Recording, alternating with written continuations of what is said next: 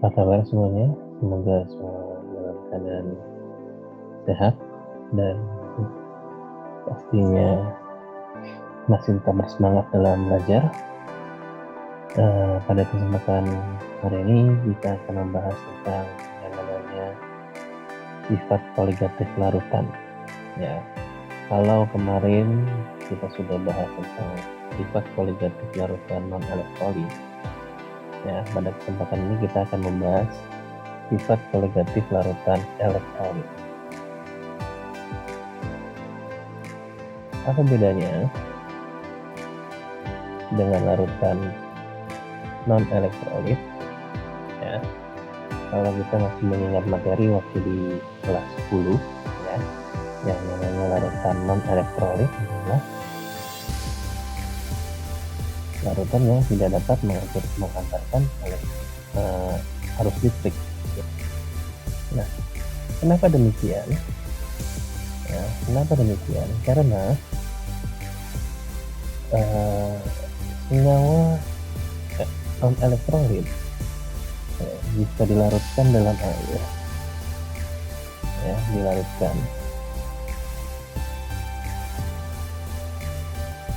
dia tidak akan mengionisasi, ya, dia tetap berupa kelompok dari molekul-molekul.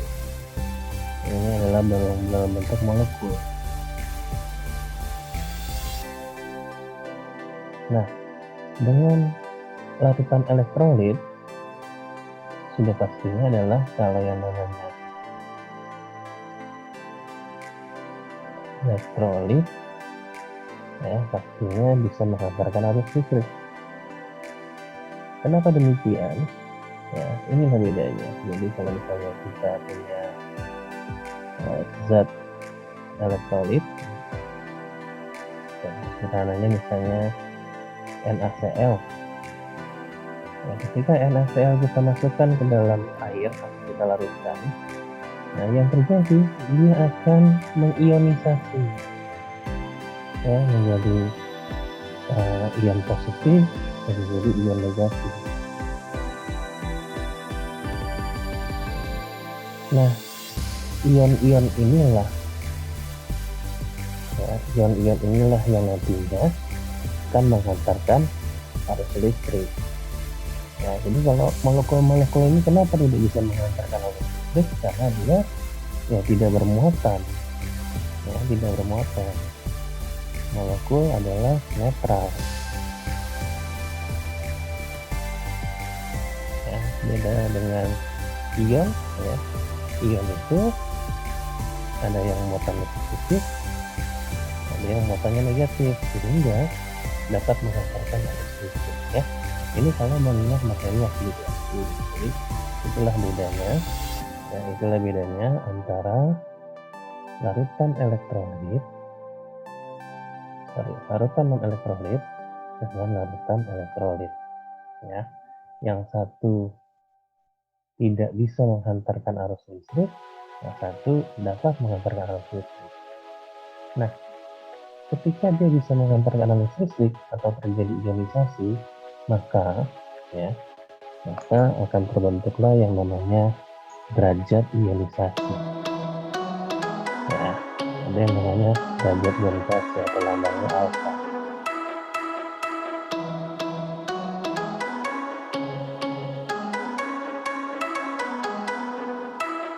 Ya, apa itu derajat ionisasi? Yaitu kemampuan suatu senyawa atau suatu zat dalam berubah atau menjadi ion-ionnya.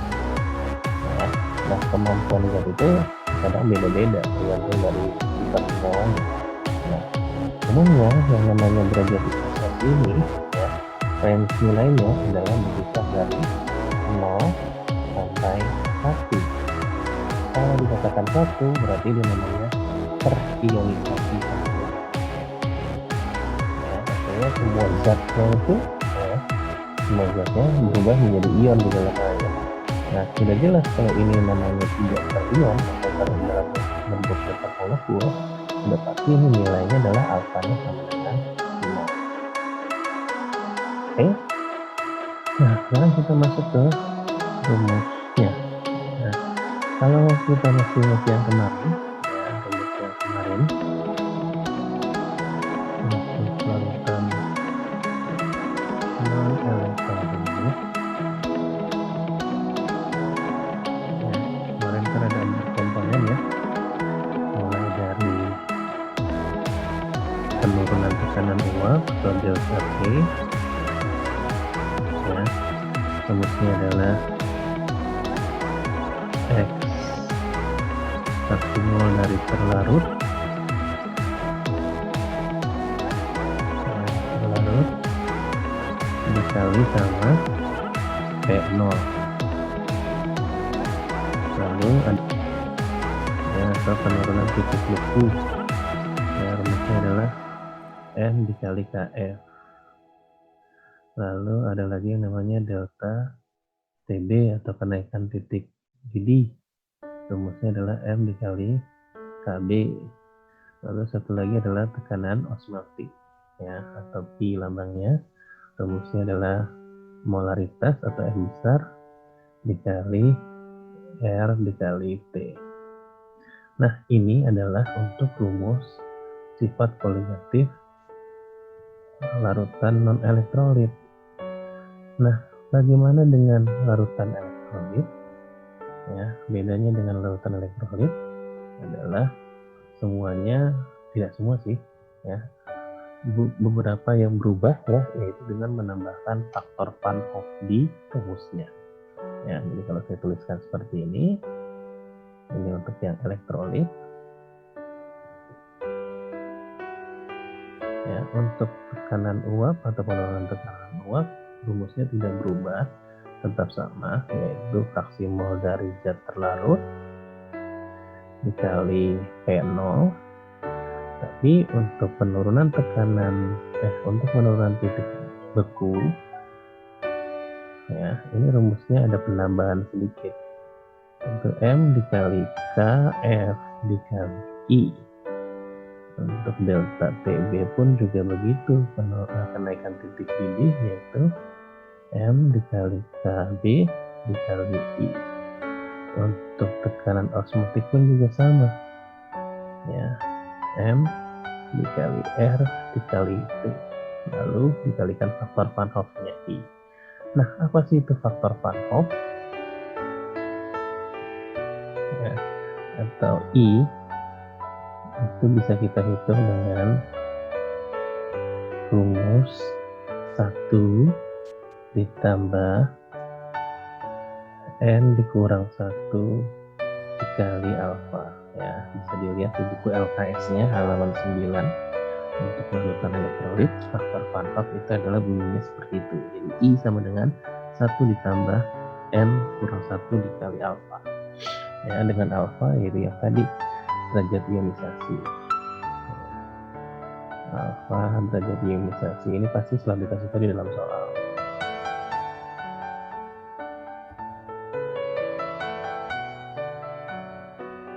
Ya, entah dalam bentuk persen, mengubah ke dalam angkanya, ya, misalnya 100% berarti 1, kalau 50% berarti 0,5, ya, nah, N itu apa? N itu adalah jumlah ion yang terlibat. Ya, jumlah ion.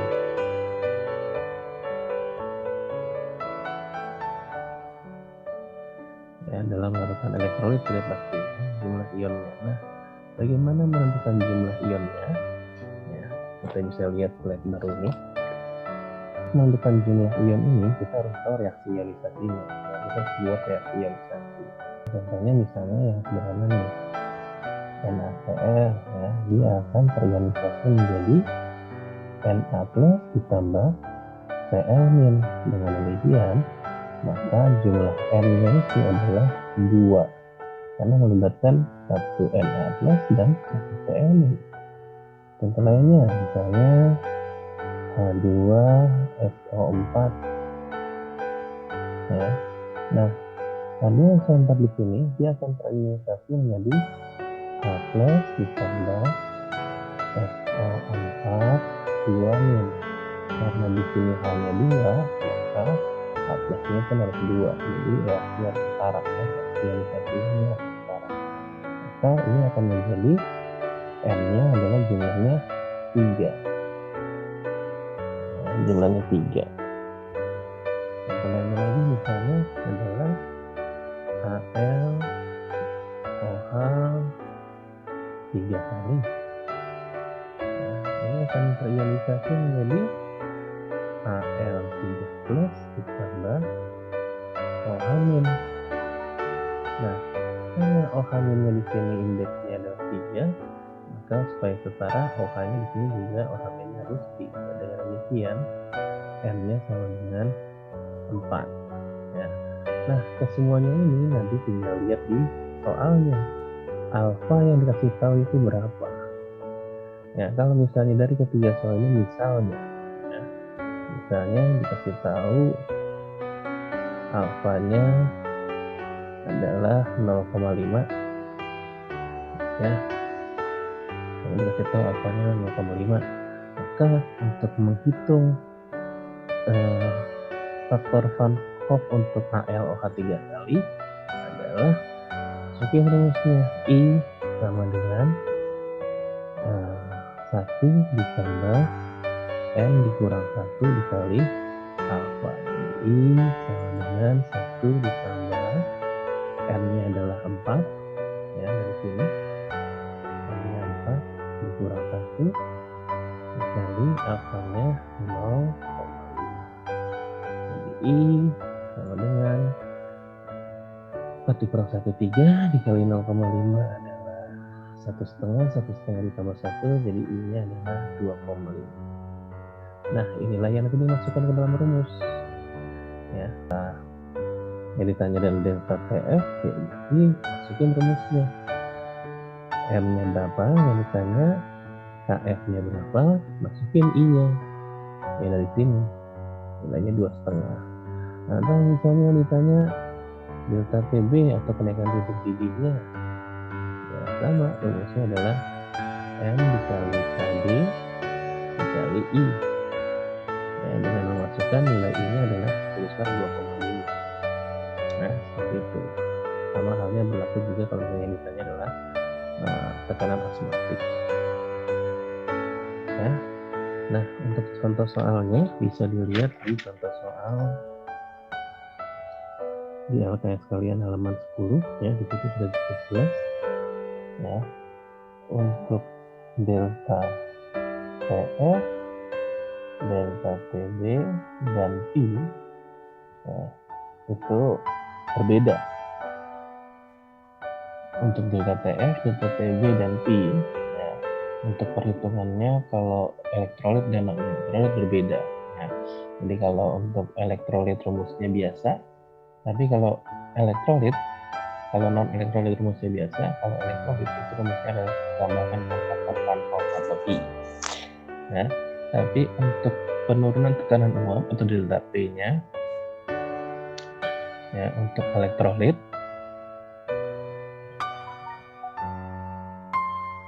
ya, itu perhitungannya adalah sama dengan non elektrolit. Jadi inilah kesimpulan pada hari ini ya, untuk rumus larutan untuk rumus koligatif larutan elektrolit ya. Jadi untuk delta TF, delta TB dan P rumusnya sama seperti elektrolit, hanya ditambahkan dengan faktor Van Hoff atau I ya. Jadi untuk elektrolit di sini ada faktor Van Hoff-nya ya, atau I. Nah, sedangkan untuk delta P itu perhitungannya untuk elektrolit dan non elektrolit sama ya, di sini ditambahkan faktor Van Hoff. Ya, rumusnya tetap delta P sama dengan X larut dikalikan dengan P0. Sekian.